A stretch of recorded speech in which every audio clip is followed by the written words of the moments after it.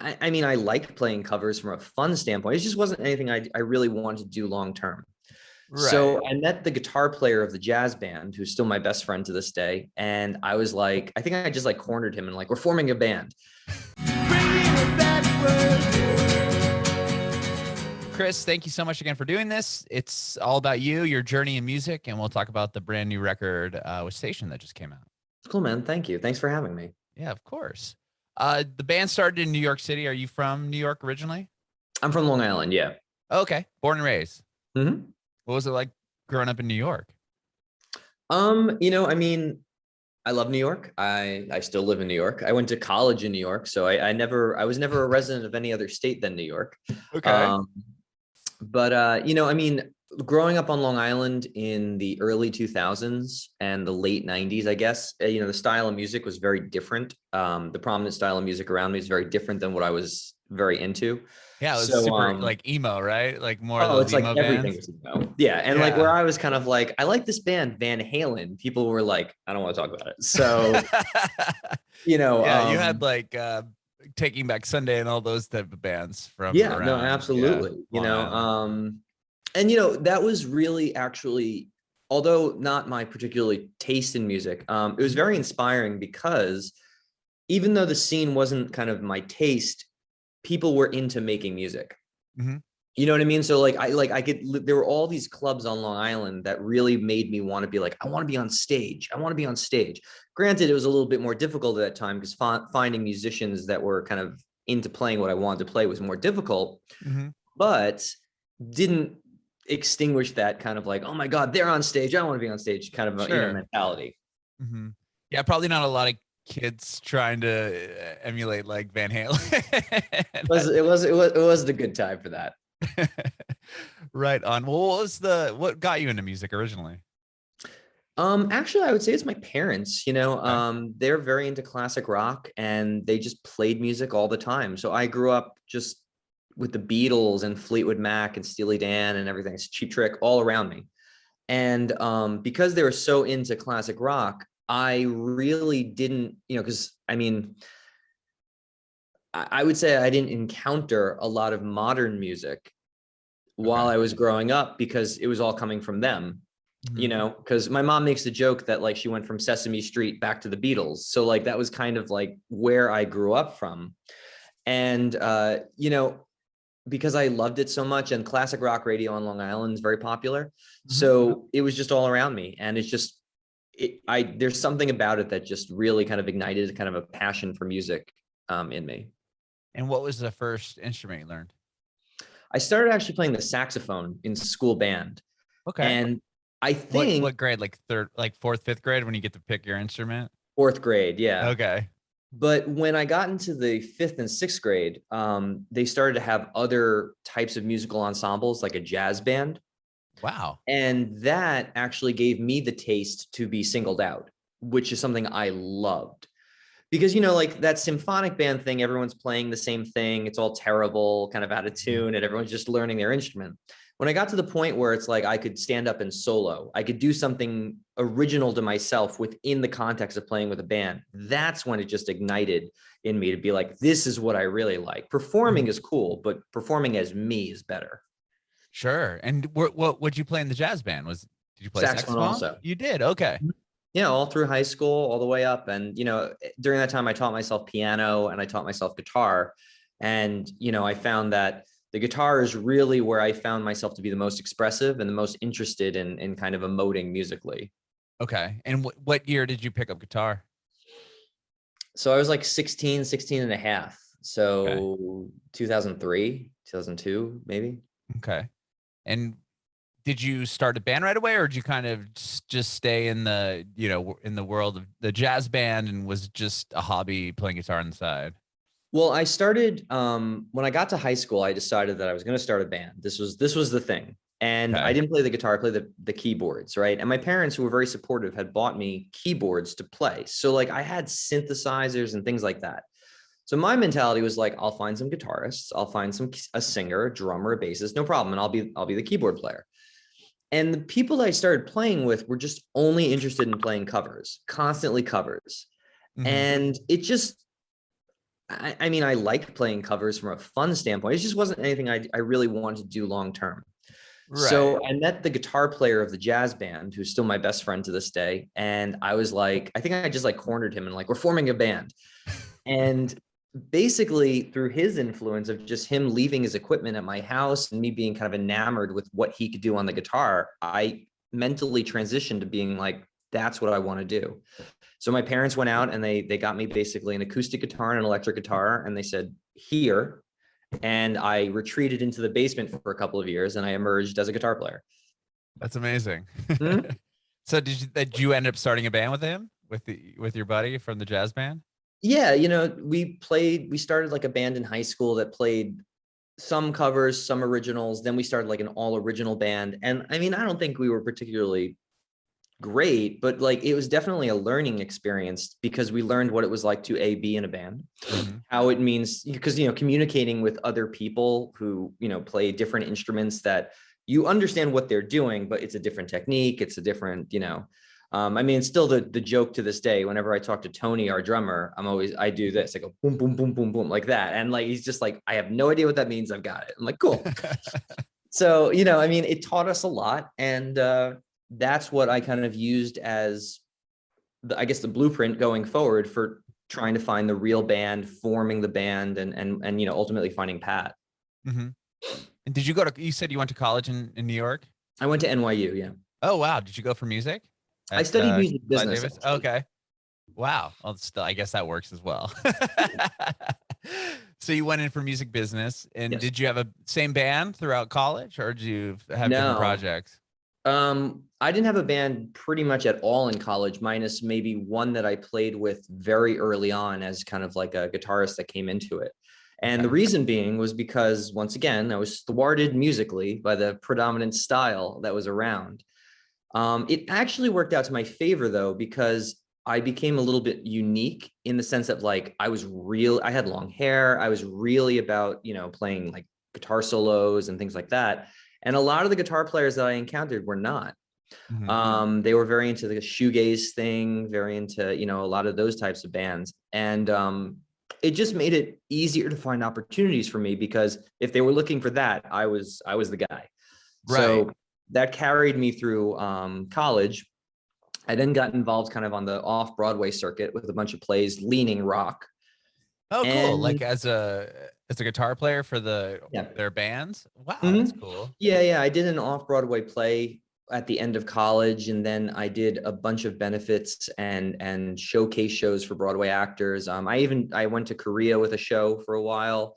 Wow. Beat guitar. Yeah, no, it was great. But then kind of on the other side of that, I enjoyed playing, of course, but it just wasn't the goal. You know what I mean? It was more of I like this is good. And, obviously it's a job as well, but it wasn't the end all be all of I am in the band that I want to be in. So, my attention was always looking for that while I did that. And how many years later did you find the band, the guys for station? Well, Pat and I met in the first time we got together was September 11th of 2010. So it took a couple of years of me just going through musicians everywhere. And I mean, look, this was like, for me, this was like a national search. At one point, I actually found a singer in California that I flew out to meet, and then flew him over here to do more jamming, which didn't work out. And, good guy, but like, it just didn't work out. And I was just so gung-ho about finding the right people. That's why I always make the joke that when Pat and I met each other, it was like slow motion, us running to the fields, Chariots of Fire playing, like. Sure. So. So how did you end up finding him? How did you and Pat meet? Well, I was working with this singer, and it just wasn't going where I wanted it. It just wasn't as productive as I wanted. Our personalities didn't really, we didn't not get along. It's just, it wasn't right. So I was feeling very dejected, was basically like, I'm never going to find this person. This is it. And I decided to look online at, I forgot the website. I think it was Bandmix, but basically they're like, online music profiles that are like classifieds. And I came across him, And he basically had these videos of him playing in the band he had just left, which was totally different than what I was interested in. And in fact, one of those videos, he was like rapping over rock music. And like, there's nothing wrong with that. It's just totally not Right. me. It wasn't what you were trying to do. No, but I remember this, and I'll never forget this. In that rap song called Monkey March, and I don't know why I remember this, but he went from this thing that I wasn't interested in to hitting an insane high note.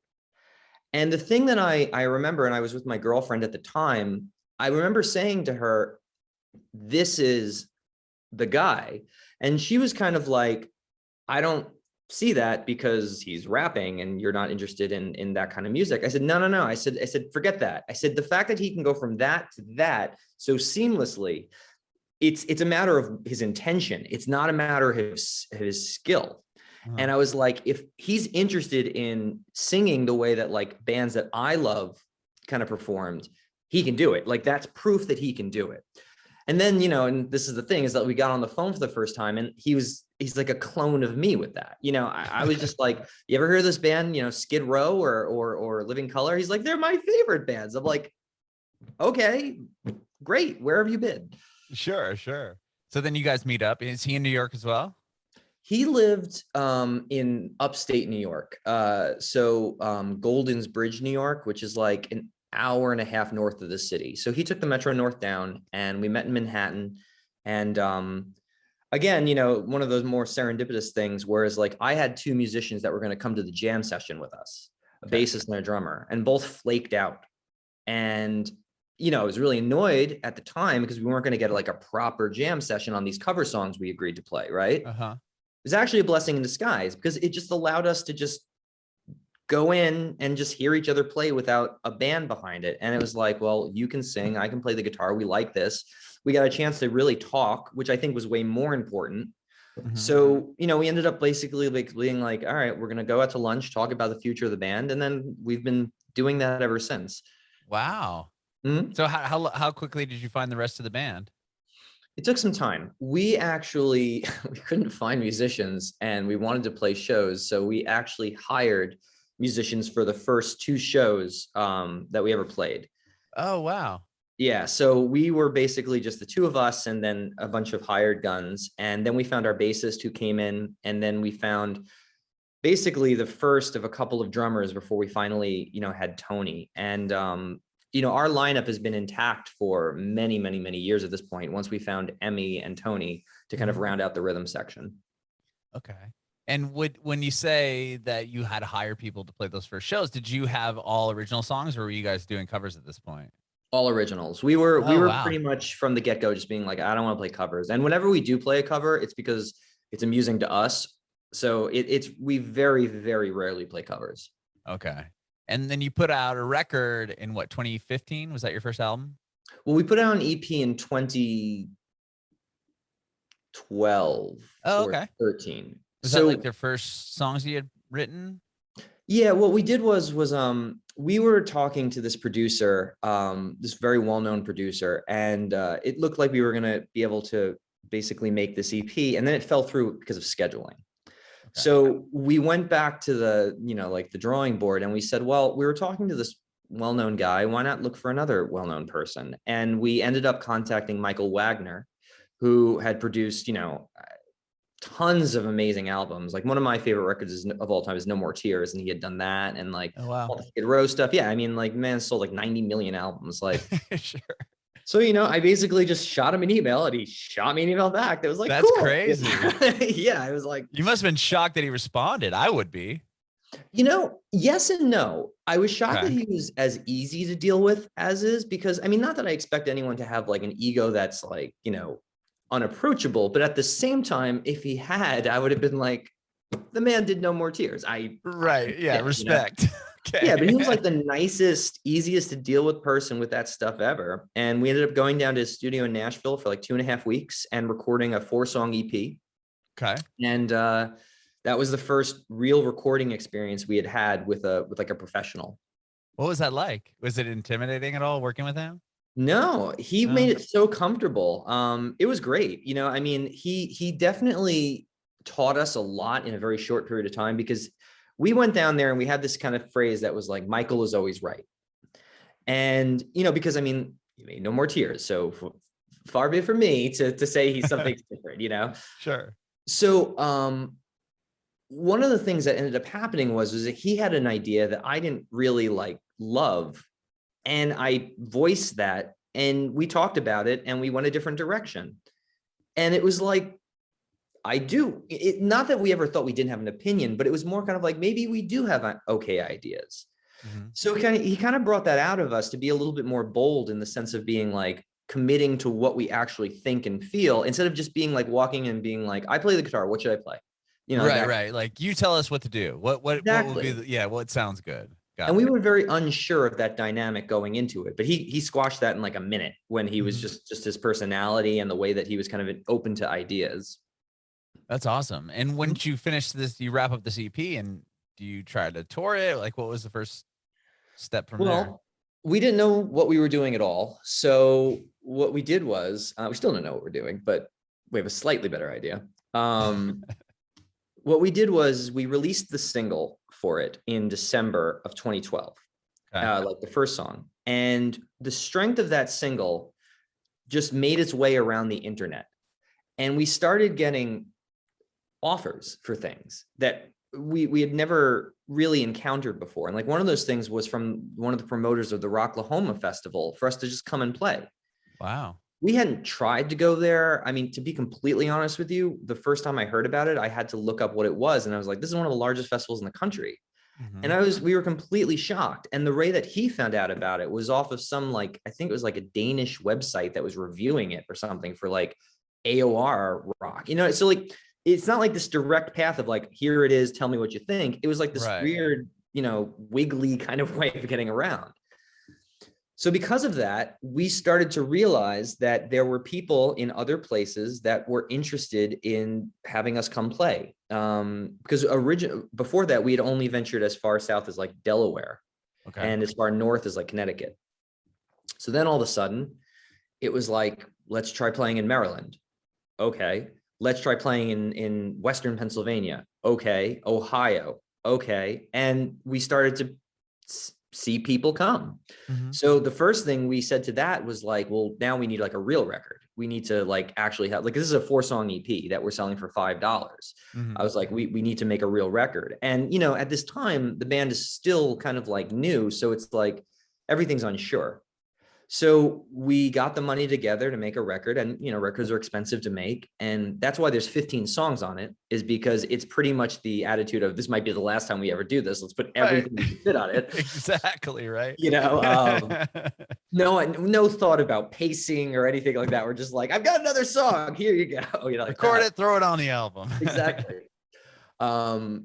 That became then the blueprint for how we like to make records, because we did that record on our own with a local studio. Okay, and so you steered away from doing the big producer thing on the actual first record? Yeah, the first record was, we worked with a local studio who we still work with on every record, Westfall Recording. They do the drums, they do the vocals on all our stuff. We love them. And we took a lot more active approach to producing it ourselves. And I think we've definitely grown as producers, but we really like doing that. We are very opinionated, but we work together as like a very good unit to produce that. But yeah, we recorded it, and then we bought a bus off of the strength of that. Wow. And then we started actually touring. I mean, it was crazy, because we started playing in Chicago, and we started finding out that our record was selling in Europe in places, in Japan. And granted, we haven't been there yet, but at the same time, it was kind of like, we're kind of always like, how, why? Yeah, it's still cool, right? I mean, it's even great. if you've never been there, the fact that people across the world are listening to your record is amazing. It's amazing. It's just, the thing that makes us crazy is that we have no way of figuring out why. Like we did this one, we were going to Rocklahoma, I think the second time. And we did this kind of weird roundabout way of getting there. We went up to Chicago, and then I think we were in like Omaha, and then we drove south to Tulsa, right? Or Pryor, Oklahoma. And we played the show in Omaha, And this show was literally just to get us from point A to point B. Like, it wasn't like we were like, we have to go to Omaha to play to our fans, right? Yeah, it And just happened to be a stop along the tour, another show, exactly, another day, right? exactly. So we go there, and there were people there. And I was kind of like, where are you from? And they're like, I'm from Omaha. I'm from 20 minutes away, 20 minutes away. And this one couple was like, I'm from Kansas City or something like that. And I was like, where is that from here? And they're like, I think it's like 4 hours. And, I mean, don't get me wrong, that's great to hear. But my initial reaction is like, why would you drive that far to see us? Like, Right. my mom wouldn't drive that far to see us, Wait, what? My best friends wouldn't take that journey to see our band. Exactly. I mean, I didn't guilt you to get you here. So that was the turning point for us when we realized that we should be way more strategic about our touring and being like, these are now markets. They're not just cities that we can show up and play at. Because originally it was always like, do you have a venue that will accept us? We'll come. Then it became, well, we should play here because, and if we play here, we shouldn't play there because. And, it informed our business because we learned how to maximize our efforts. Do you feel like you used the degree you got in music business quite a bit in the band?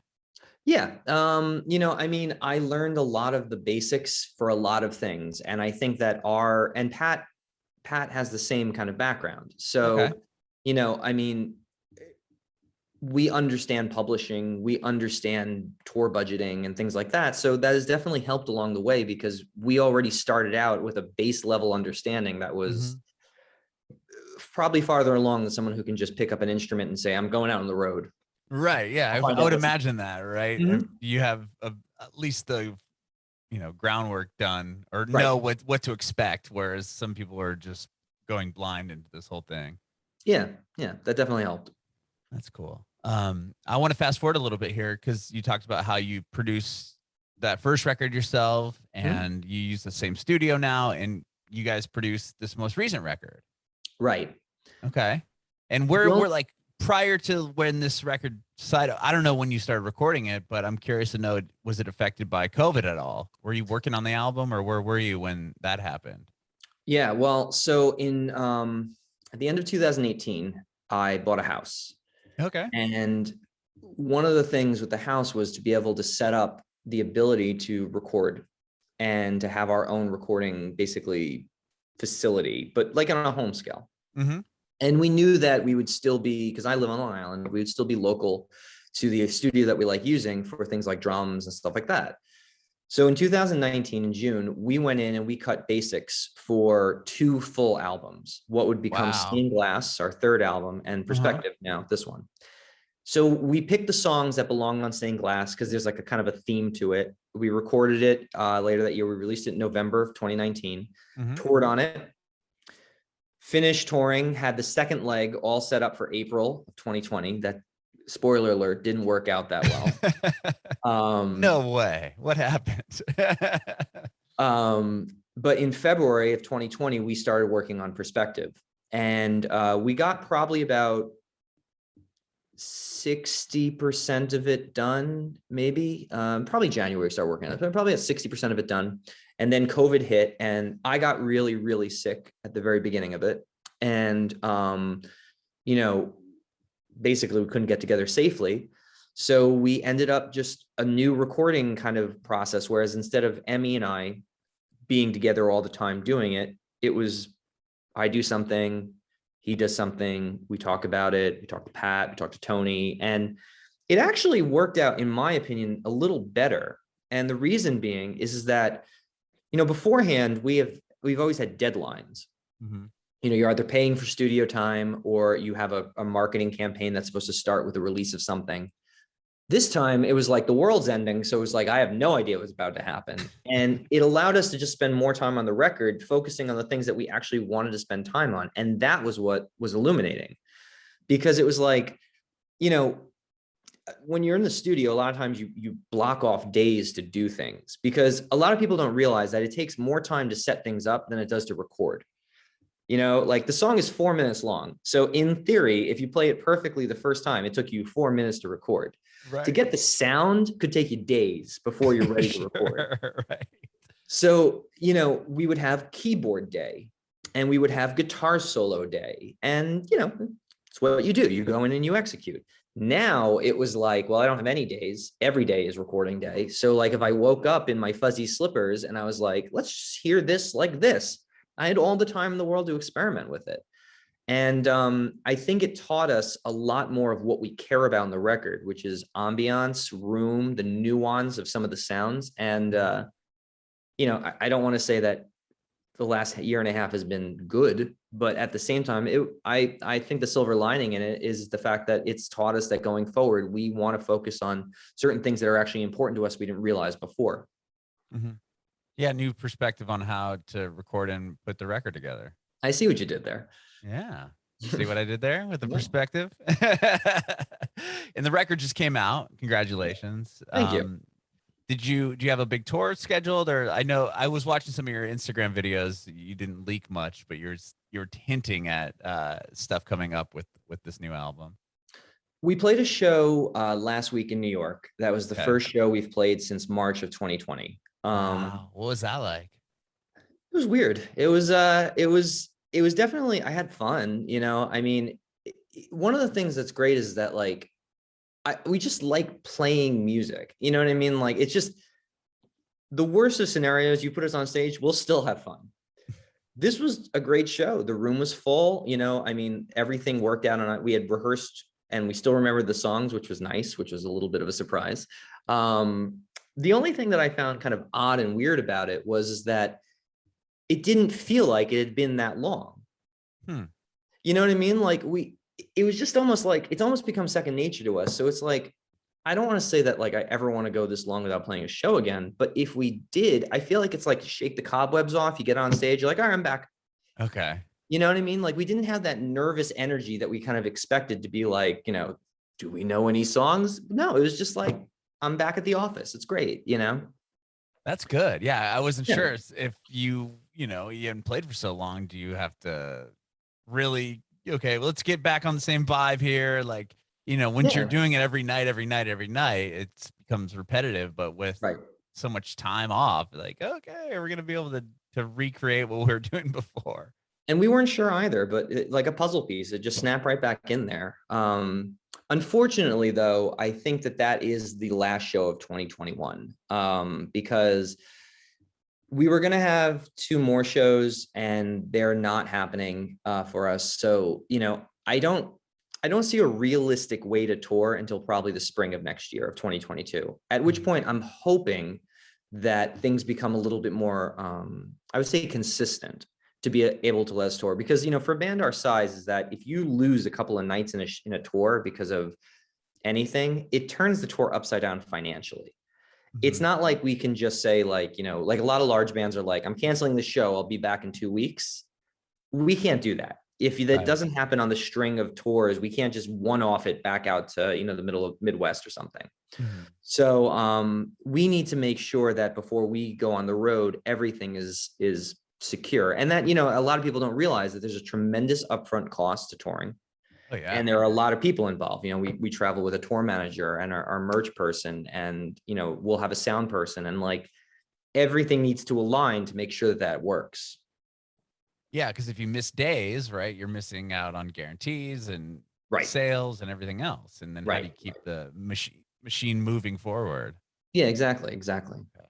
So do you feel like it's hard to book a tour right now because of all the bands that have been sitting on, waiting to tour? And then now it's like, okay, it opened up, like everyone's, getting their dates on the calendar. Oh, like a competition for the space? Yeah. Do you see that at all?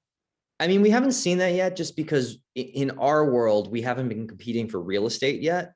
Okay. Come spring, I think that's a realistic possibility. And, I'm already planning where that tour is going to be booked. I mean, any tour that we go on is booked at least 6 months in advance anyway. So, I mean, it's not like we're going to see what happens. That's what makes this so difficult, is because even like some of the shows that we had prior booked that ultimately ended up canceled, they didn't cancel until like 3 weeks beforehand. It was more like, we think it's going to happen. We think it's going to happen. And then nothing. Right. So that was last summer, I mean, like, at the beginning of all this, it was going to be over in 2 weeks, and then 3 weeks, and then 2 months. And so we just kept moving dates until we eventually just like, we're like, It's not What can you happening. do? We'll talk to you later. Yeah. Sure. I'm going to focus sure. on the record. Okay. So the record's out now, and Yes. unfortunately, yeah, you won't be able to tour it probably until, like you said, the following spring. Do you plan on? Are you constantly writing? Like, are you already working on the next record? Oh yeah, we're like halfway done with the next one. And Oh wow. oh no, we have so much music. That's why we invested in the ability to just constantly record. I mean, Okay. and the frustrating part of all this is that new songs that are written that we're like, wow, we really love the song. It's like, cool, we'll record it in 2024. That's the tough Right. part about this, because we literally have the next 3 albums written, and it's now about execution to record them, because it's just, there's not enough hours in the day to do it. You know what I mean? Especially if you want to give things the right time to breathe. And you also don't want to get into this place where you're like milling stuff out, Uh-huh. So Well, everything should have its own inspiration. yeah, I was gonna say it's probably a better problem to have than not enough songs to keep cranking out. Where then it's like, oh, now it's been 6 weeks and we haven't released anything. What do we do? Yeah. You have this huge back catalog of stuff that you can keep putting out. It's good. It's a good problem to have. The only problem is that, like you've heard musicians say, like, all the songs are their children. Yeah. Well, they are all the children. And the problem is that you're eventually getting to this point where there's like, this one child that you're singling out and you're like, I'll get you on the next record. And then that comes and you write something else and you're like, I'll get you on the next record. And then, they go off to college and they're never to be seen again. So like, it's just like, it's a frustrating artistic problem, but it's a good business problem, I guess, Sure. Well, Chris, thank you so much, man, for chatting with me today. I appreciate Thanks it. for having me. Yeah, I do have one more question. I want to know if you have any advice for aspiring artists. For aspiring artists, I would say learn how to speak to other artists. That is the number one key to success that I think Station has really has in its corner. We function as a group, and we do not take things, I don't want to say personally. It's just a matter of like, we have this standing rule that like Pat, he sings. And if I feel he has to sing differently, I can say something. Pat is just as involved in my guitar solos as I am in his vocals. And Emmy can say, you know what I mean? And we very early on kind of agreed that like we function as a unit. So therefore there's no off limits conversation. And that's made us a better band, because if Tony, the drummer, is able to talk about the rhythm guitar playing, it makes us more in sync, and it creates a more like a stronger gang of musicians. And I think that's the number one thing that I would stress to anybody.